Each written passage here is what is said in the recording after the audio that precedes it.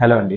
So, మనకి gastritis pain or gas pain and stomach bloating ఈ రెండిటికి ఏంటి డిఫరెన్స్? సో, బ్లోటింగ్ అనంగానే యూజువల్‌గా పేషెంట్స్ కొంచెం ఫుడ్ తిన్న తర్వాత స్టమక్ చాలా ఉబ్బరంగా ఉండడము, ఫుడ్ ఎక్కువ తీసుకోకపోవడము. సో, ఇలాంటి కంప్లెయింట్స్‌తో వచ్చేవాళ్ళు యూజువల్‌గా బ్లోటింగ్ కంప్లెయింట్ చేస్తూ ఉంటారండి.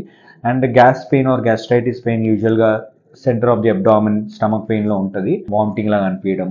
ఈ పెయిన్స్ మనం హార్ట్ రిలేటెడ్ పెయిన్ ఎలా డిఫరెన్షియేట్ చేయాలి?